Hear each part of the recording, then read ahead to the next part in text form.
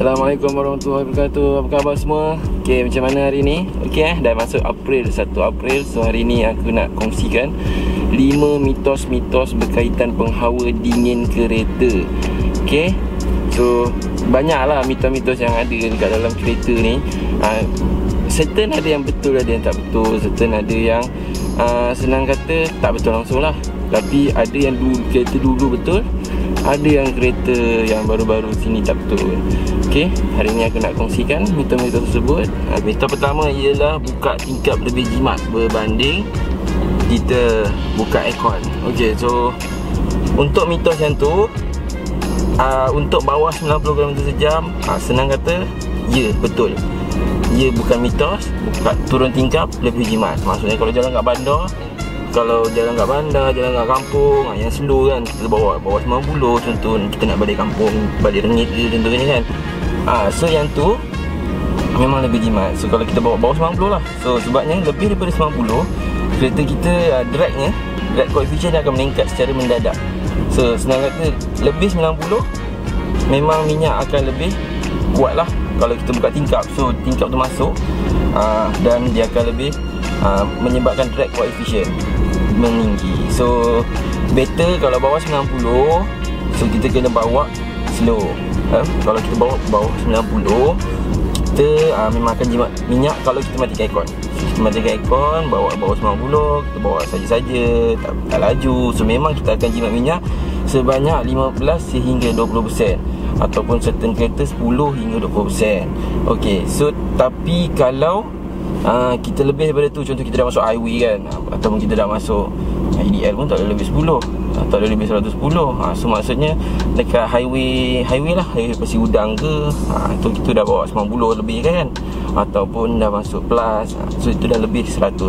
So dah lebih 100 disarankan buka aircon. Tapi kalau aku buka kalau aku balik daripada KL ataupun daripada JB pergi KL atau KL balik JB malam dan aku seorang, aku hanya matikan aircon, tutup tingkap.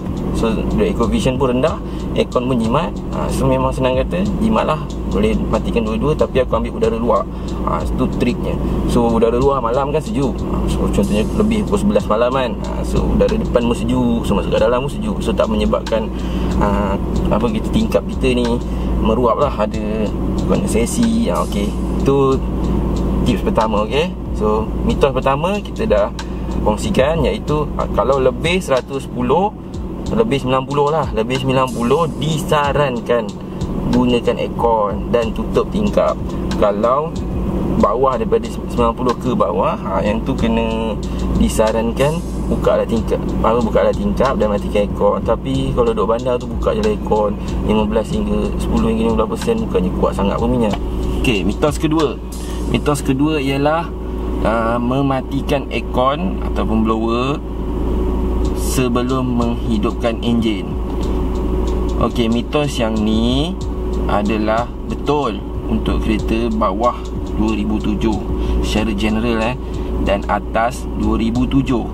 Okey, mitos ni mengatakan kalau kita nak hidupkan enjin ataupun kita nak matikan enjin, sebelum matikan kena matikan blower, matikan aircon, baru matikan enjin.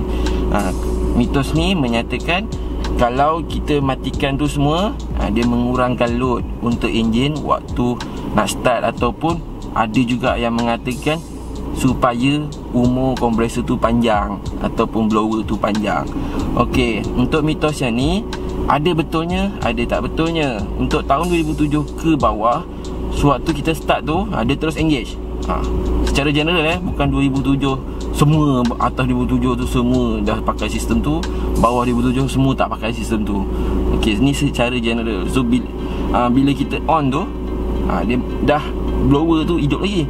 Tapi bila kita masuk je kat start, blower tu mati. Perasan tak? Itu memutuskan elektrik yang pergi ke blower supaya elektrik tu tak sambung lah waktu nak start engine tu. So kurangkanlah loadnya. Okey, so kompresor pun untuk kereta tahun bawah 2007 kebanyakan dia akan terus engage lah. Dan atas 2007 dia tak engage. Sebabnya dia tahu benda tu memang memberi beban. So ada contoh macam kereta FLX saya, dia memang takkan hidup selagi kita tak tekan minyak. Maksudnya lebih daripada 30 saat baru dia start engage kompresor tu. Saya tak tahu apa functionnya, tapi itu kereta saya. Dia engage hanya apabila kita lebih daripada 30 saat baru dia engagekan kompresor tu. So lambat lah dia engage. Tapi mungkin ia ada kebaikan untuk starter ke, untuk enjin ke. Secara generalnya saya tak pasti, sebab tu bukan bidang saya, kenapa dia nak start gila tu. Okey, untuk mitos ketiga ialah menurunkan suhu temperature pada tombol aircon tu yang paling maksimum. Maksudnya suhu paling rendah lebih cepat sejuk. Mitos tu mengatakan kalau kita set temperature tu paling rendah, kereta makin cepat sejuk. Okey, mitos ni adalah absolutely salah. Okey, siapa banyak pun kita pusing tu, dia hanya akan setting temperature yang kita nak. Contohnya kalau kita nak setting 20 darjah Celsius kan, dia akan berusaha untuk pergi ke 20 darjah Celsius saja. So kalau kita setting ke 16, masa yang dia ambil tu adalah lebih panjang untuk mencapai ke 20 darjah Celsius. Tak sama je tu. Okey, so maksudnya kalau kita pusing berapa banyak pun, dia hanya akan overcool je. Dan tapi dia melebihi daripada sistem melebihi daripada kita punya comfort level. Okey, kita tak perlu pun nak sesejuk tu. Maksudnya kalau kereta ni, kalau yang paling maksimum tu maksudnya adalah 18 darjah Celsius.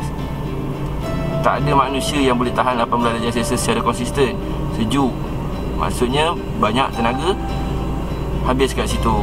So minyak kuat, tapi badan pun tak selesa sebab terlampau sejuk. Dan passenger pun tak suka sebab sejuk. Jadi nanti ada yang kena pakai selimut. So berat kereta pun dah bertambah jugalah. Jadi makin tak jimat minyak. Okay. So jangan buat macam tu. Apa yang anda perlu buat hanyalah temperature setting tempat yang sama, tapi blower tu pusing paling habis. Paling habis. Lepas tu kita bila kita dah jalan makin jauh kan makin sejuk kan. Okay, pusing 3, pusing 2, pusing 1. Faham? Okey, so kalau anda perasan pun, kalau kereta-kereta yang ada aircon auto kalau kita tekan auto tu, kita masuk je kereta, kita start kereta. Lepas tu nanti yang auto tu dia akan terus blower dia paling tinggi. Temperature tu kat situ kak, tak ada pun dia turunkan daripada 21 yang kita setting, dia turun jadi 18 kejap, lepas tu nanti jadi 21. Tak ada, dia just blower tu, dia maksimumkan speed dia. Lepas tu dia turunkan slow-slow. Masa lama-lama kita pun comfort. Perasan tak? Okey, itu sistem auto. Tapi kalau yang tak ada auto macam kereta Saga FLX dia tak ada auto. So kita kena buat secara manual lah. So mula pasang 4, so 3, so 2. Tapi kalau tahanan biar je lah, biar je ada 2. Okey, so kita panggil comfort, coefficient of performance dia makin tinggi kalau blower dia laju. Okey, faham? Tapi kalau nak saya terangkan secara lebih terperinci tu makan masa lah. Tapi ni secara generalisasinya. Okey, untuk mitos keempat, menurunkan tingkap sedikit dapat mengurangkan suhu kat dalam kereta semasa parking. Okey, mitos yang ini betul tapi pun tak betul. Sebabnya kalau kat Malaysia, apa yang selalu duduk kat dalam kereta? Kadang-kadang kalau kita masuk ada, kadang-kadang untuk certain case ada yang jumpa ular kat dalam kereta.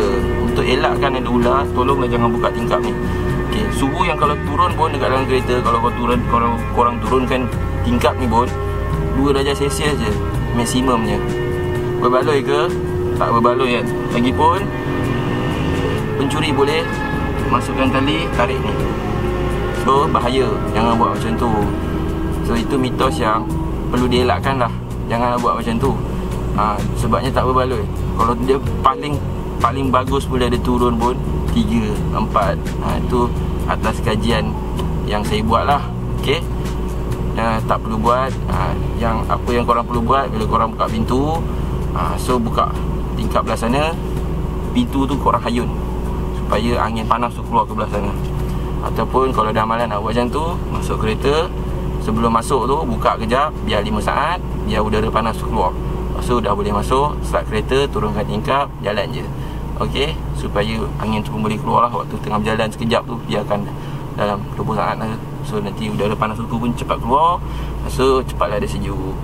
Okey, mitos kelima, tidak perlu menjaga kebersihan filter.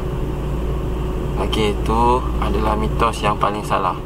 Okey, kereta-kereta lama kebanyakan tak ada filter, tapi kereta-kereta baru kebanyakan ada filter, yang mana korang perlu tukar. Bukan tukar lah, mungkin bersihkan setiap kali, mungkin dalam sebulan. So, kenapa perlu tukar? Aircon sedut udara daripada kaki passenger. So, blower kebanyakan kereta berada dekat kaki passenger. Mungkin kalau kereta, ada certain kereta berada dekat tengah, so udara kat belakang tu berhabuk. So dia akan sedut daripada kaki juga, yang mana kita bawa habuk guna selipar kita, guna kasut kita. Dekat situ angin akan masuk. So kat situ habuk akan masuk. So kalau nak elak habuk tu, terus pergi dekat evaporator, yang mana blower tu sedut udara. So dia terus hantar lalu evaporator, ataupun korang panggil cooling coil kan. So dia akhirnya dia tersekat dekat cooling coil tu, lama-lama dia akan tersumbat. Lepas tu akhirnya power so akhirnya korang punya aircon pun akan meningkat dia punya power consumptionnya. So salah So apa yang korang perlu buat, bersihkan filter tu, dan nanti dia dah lama dia akan kotor balik, kena bersihkan lagi. Tapi paling senang pun korang jagalah kebersihan dekat tapak kaki depan tu utamanya. So bila selang seminggu ke, hari-hari kan korang guna kereta, korang buang lah, keluarkan habuk tu. Okay, bila dah keluar, okay, settle. Okay, tu kena jaga harian lah.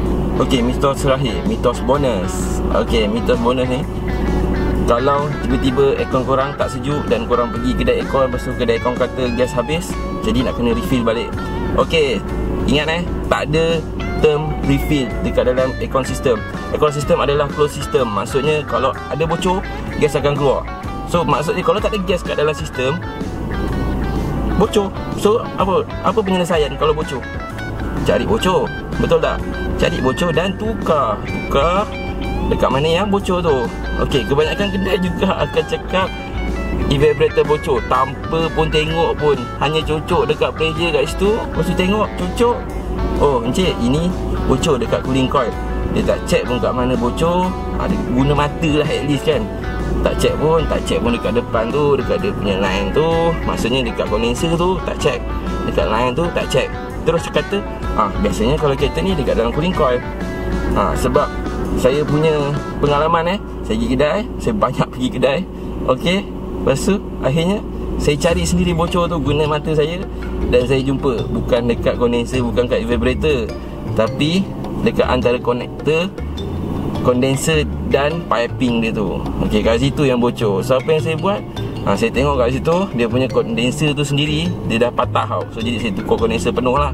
Masa saya yang saya tukar yang original, pergi kedai, pasang sendiri sekejap tu. Lepas tu diisi, baru pergi servis balik lah. So servis tu dia tukar sekali minyak kompresor dengan tukar sekali dengan gas lah. Gas tu kan dah tak ada kan kat dalam tu. So kita isi balik secara tepat.